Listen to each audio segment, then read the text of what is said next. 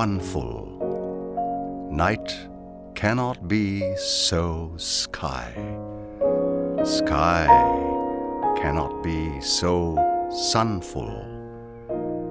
I am through you, so I.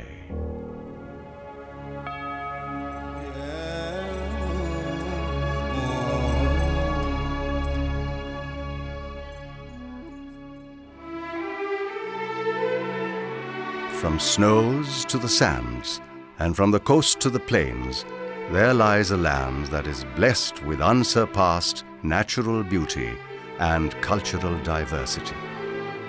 This amazing stretch of land called Pakistan, a striking tourist destination on the world map, is well known for its lofty mountains, fabled valleys, ancient history, and cultures so exotic and fascinating that their existence almost borders on the mythical.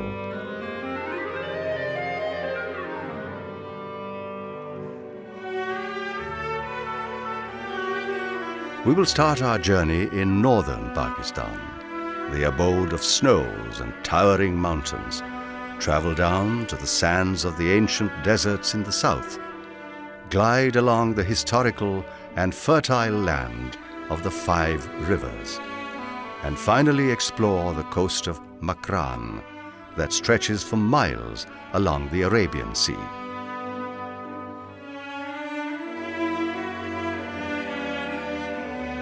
Pakistan has a vertical affair with the alpine beauty in its north. 3 of the mightiest mountain ranges in the world, namely the Himalayas, the Karakorams, and the Hindu Kush, converge in Pakistan. That is why there is a great concentration of high peaks and glaciers in these mountain ranges.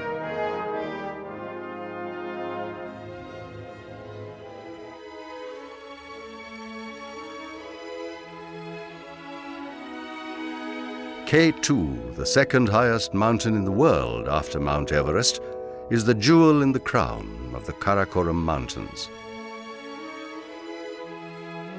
In the international arena of mountain tourism, Pakistan is considered to be an important destination from the point of view of trekking and mountain climbing. That is why Pakistan is a magnet for the trekkers and mountain climbers who flock here from all over the globe. For centuries, the mountains of present-day Pakistan have inspired and attracted hordes of adventurers and traders. The ancient Silk Route moved through these great mountain ranges, and now the modern version of this Silk Route is the famous Karakoram Highway that connects Islamabad with China.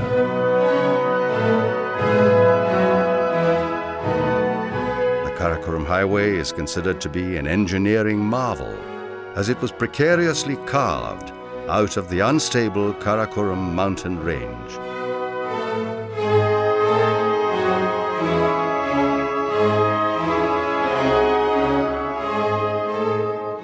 The highway took 20 years and thousands of lives of Chinese and Pakistani workers to complete.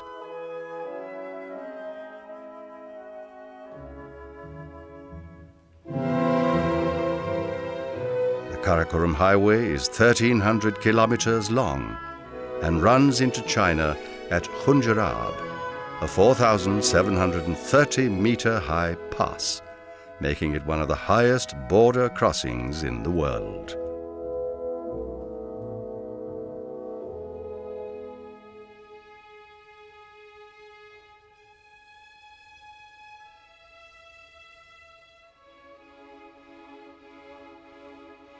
For the anthropologists, linguists, and ethnographers, the mountains of northern Pakistan are a haven where diverse mountain cultures can be discovered in every mountain pass and pasture.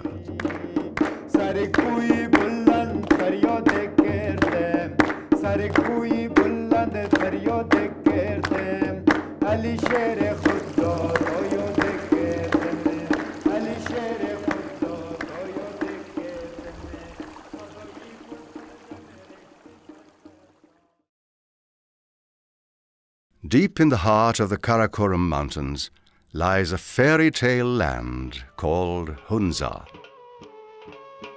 Hunza Valley is a mountain oasis surrounded by magnificent icy peaks, cascading glaciers, and sprawling fruit orchards. Vertically rife with its green poplar trees, the enchanting valley of Hunza is a drama of high colors in all seasons. Hunza Kuts, the fair-haired and blue-eyed people of Hunza Valley, are known for the longevity of their lives. The Hunza Kuts practiced animism till the 16th and 17th centuries before converting to Islam.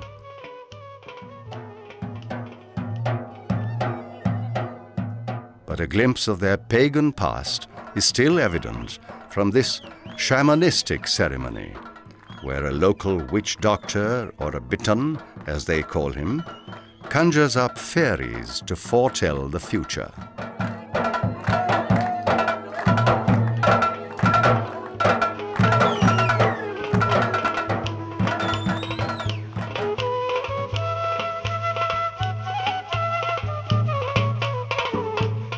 Karimabad, the capital of the Hunza Valley, sits opposite Rakaposhi, a dazzling 7,000-meter high peak that dominates the view all around.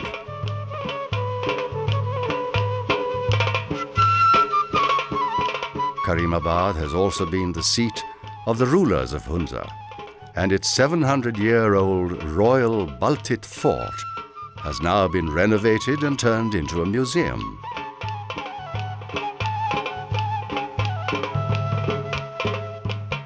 The higher architectural aesthetics of Baltit Fort are a living testimony to the richness of Hunza culture.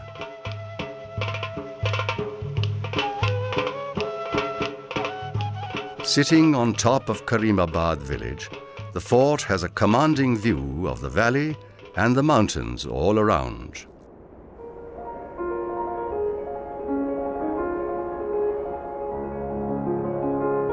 Another major mountain destination for the tourists, especially for the climbers and trekkers, is the Baltistan region in the northeastern part of the Karakorams.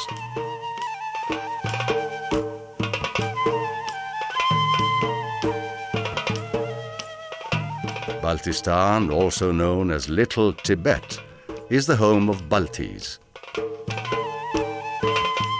The Balti people, like their counterparts in the Ladakh region on the Indian side, are of Tibetan stock. And just like the mighty Indus River that flows through Baltistan, they draw their origin and source from the fairy land of Tibet.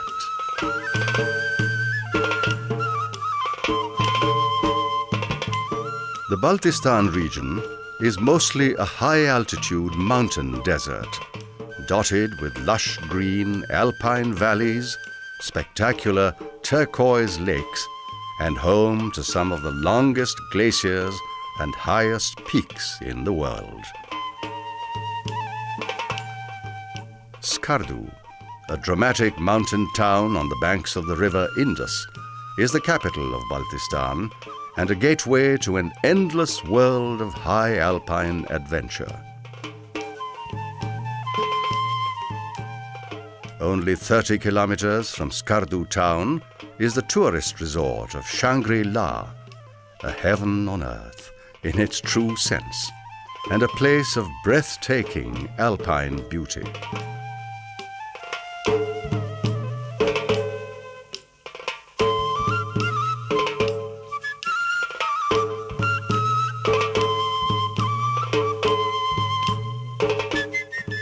Also in the near vicinity of Skardu is Satpara Lake, whose turquoise waters and surrounding mountains capture the hearts of many tourists.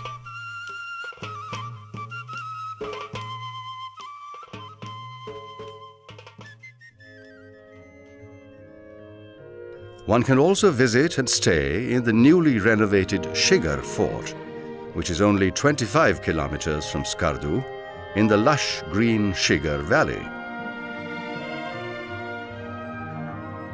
This ancient fort was built in the early 17th century by the Amacha clan, who were the rulers of Shigar for almost 33 generations.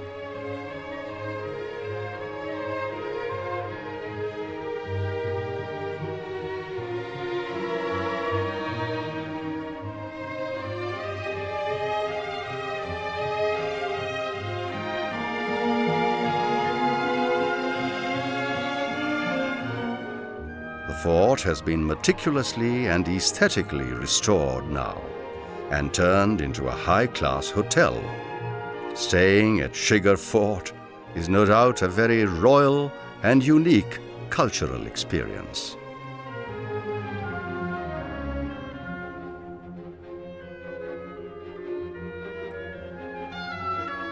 In terms of geography, the southern part of Pakistan is a land of contrasts. From the fertile plains of Punjab and Sindh, fed by the Indus and its tributaries, to the sand dunes of Cholistan and Thar, there lies an immense diversity of terrain.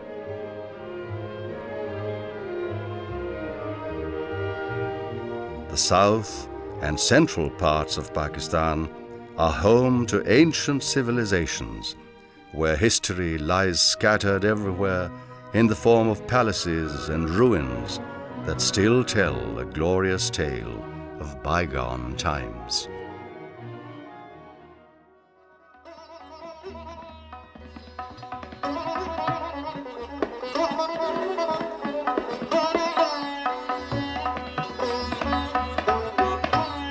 Multan is the oldest living city of Pakistan, dating back to more than 2,000 years ago.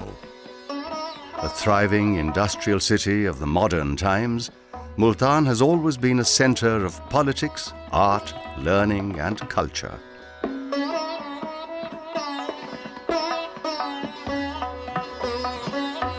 A mini cradle of civilization, Multan reached its zenith in the 13th century, when scholars and holy men from all over the Muslim world flocked there to drink from its scholarly cups. And it was from Multan that the message of Islam spread far and wide in the South Asian subcontinent.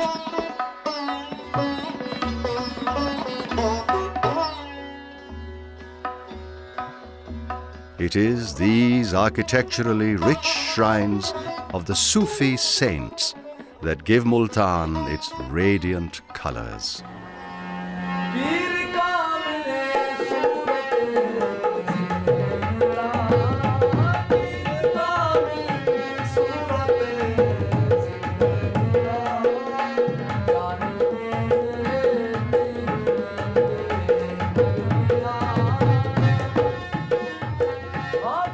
Another city that was also a fountainhead of religious art and learning, and now lies under a heavy dust of time, is Uch Sharif.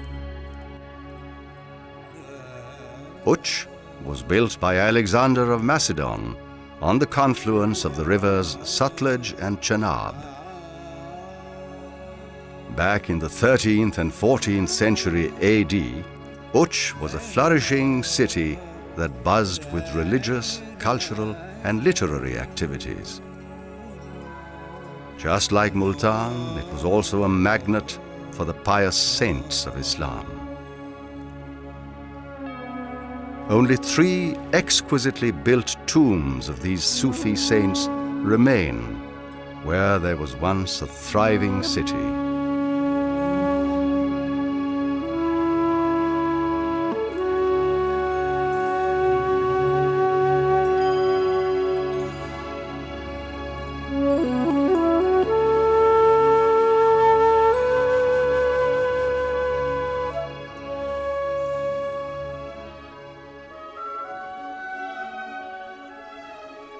Traveling further down south, now let us enter the domains of sands and unearth further layers of time.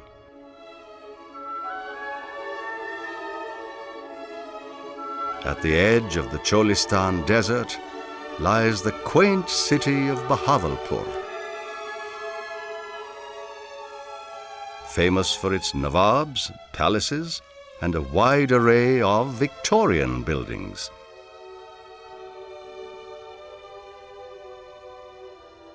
The city was built by the royal Abbasi family back in the 16th century, who ruled it for 200 years till the creation of Pakistan.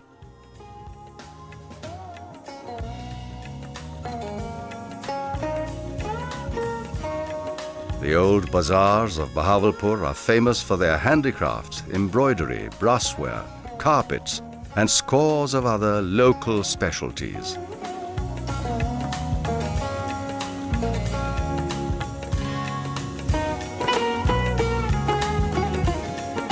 The beautiful Al-Sadiq Mosque, built of white marble in Mughal architectural style in the middle of the city, is a grand structure that is definitely worth a visit.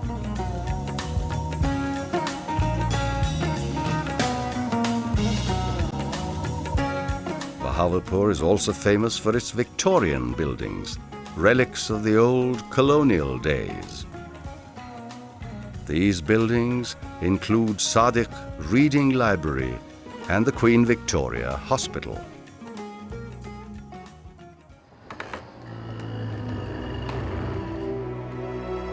Bahawalpur is a city of palaces. These grand structures scattered all over the city are the remnants of a bygone age.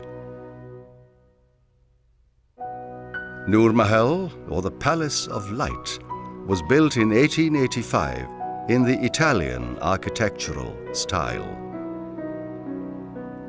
This lavishly decorated palace was built as a guest house for high-ranking visitors.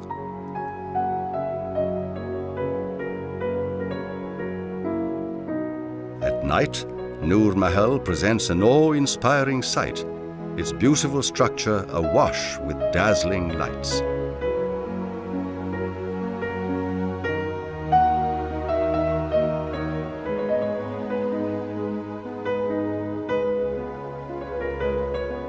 Another palace worth mentioning is Gulzar Mahal, with its exquisite building and palatial gardens.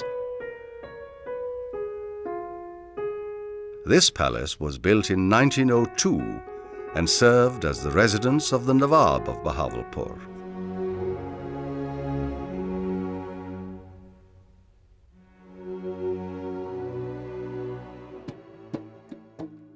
Bahawalpur is a great starting point for excursions into the Cholistan desert.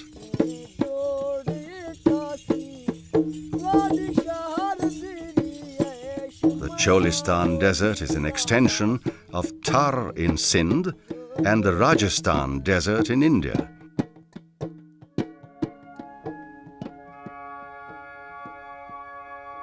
About 1,000 years ago, Cholistan was a fertile plain watered by the ancient Saraswati River.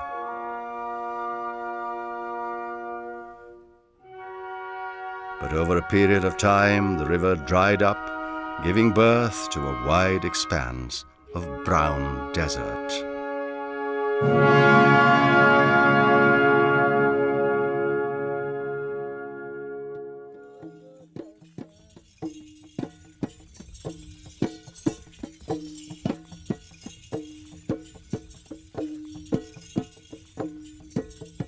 Camel safari is a great way to discover and experience the life of Cholistan. One can ride the camels through the desert, enjoying an evening of desert songs with the locals, and discover the ruins of old forts that are scattered all over. These forts were built to protect the trade route between Central Asia and the South Asian subcontinent.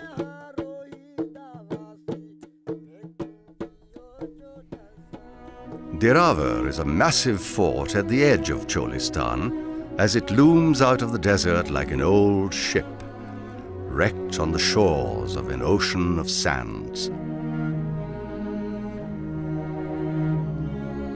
is said that there was always a fort at the site of Diravar for the past 5,000 years.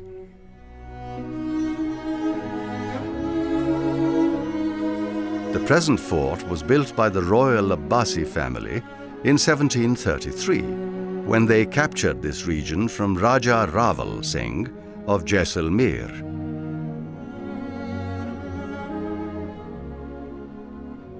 The fort is quite impressive from the outside, with its enormous round buttresses that stand 40 meters tall, while the inside of the fort has mostly crumbled due to years of neglect.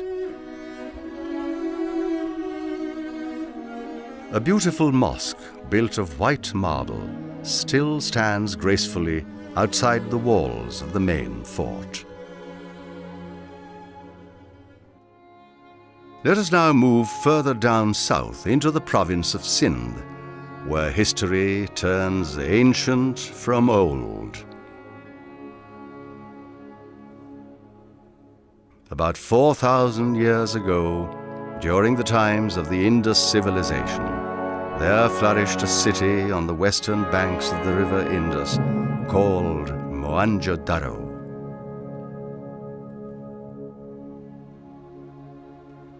Excavated in 1921, the city of Mohenjo-daro, which means Mound of the Dead, is one of the most important archaeological sites of Asia.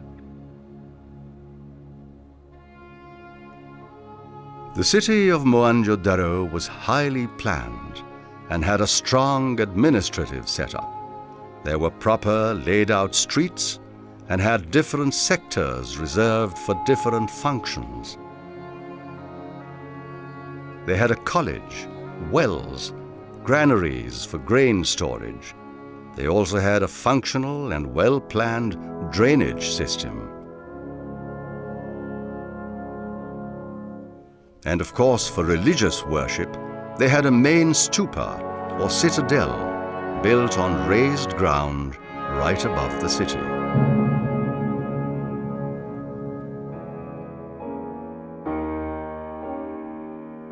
Another mound of the dead is to be found only 90 kilometers away from Karachi, close to the town of Thatta.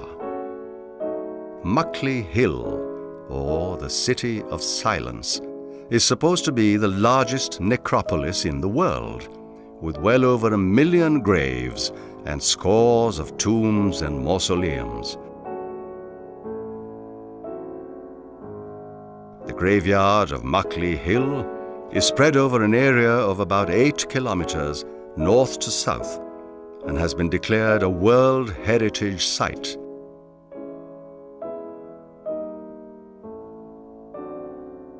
Most of the tombs and grand mausoleums in the Muckley Hill date back to the 15th and the 16th century AD.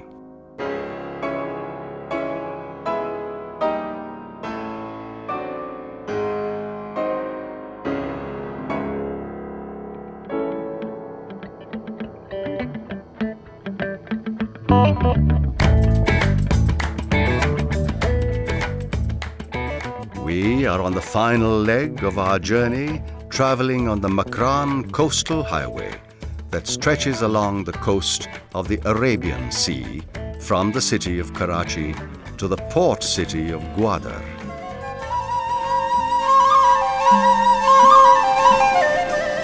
Makran is the extreme southern region of the Balochistan province and has a very distinct culture of its own.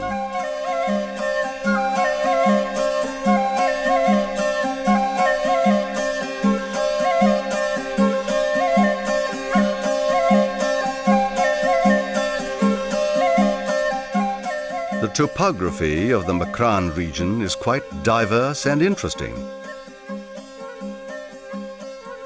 The coastal highway sometimes passes close by the coast with long sandy beaches, and sometimes it moves through arid and rugged mountain ranges.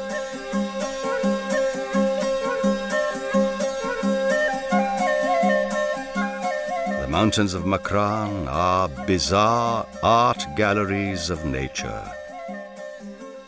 because at times you find natural statues and interesting mountain formations alongside the highway, carved by the natural elements of wind and rain.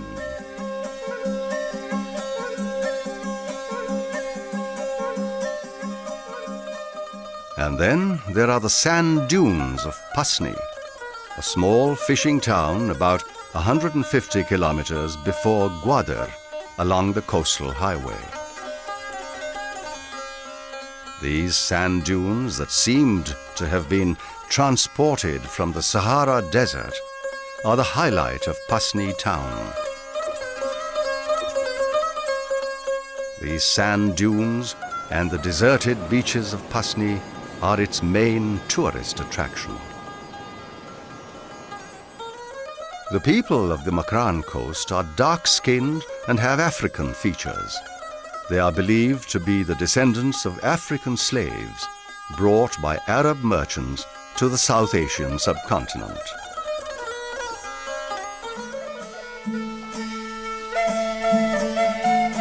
The port city of Gwadar is our final destination on the Makran coastal belt.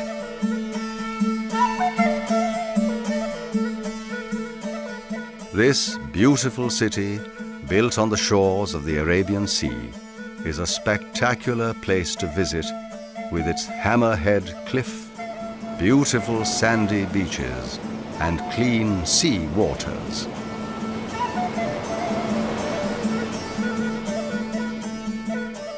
One can take long walks on the beach, observing the fishermen's lives, witness the wooden boats being made by ancient tools, watch little Makrani kids playing football, or just marvel at the beauty of the sun taking a dip in the Arabian Sea.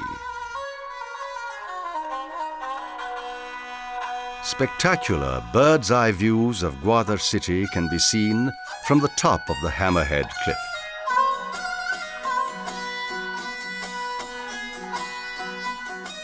And a walk along the edge of this cliff on the opposite side offers stunning views of the open, deep blue sea.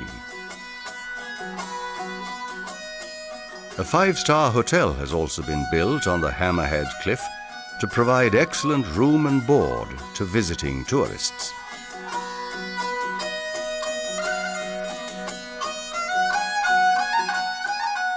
Gwadar is still a sleepy little fishing town, rather than a city that is slowly moving towards development.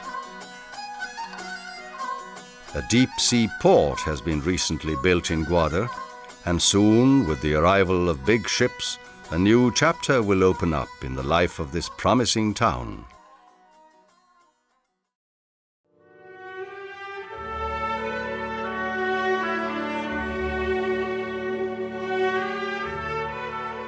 We can use a lot of adjectives to describe the beauty of a land, its people, and its cultures.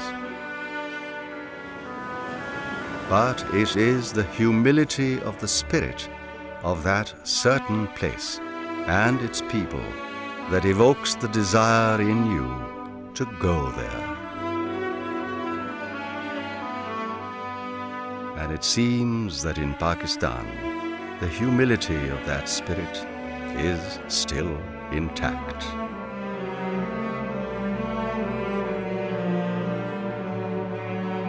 We were looking for us, but we found you.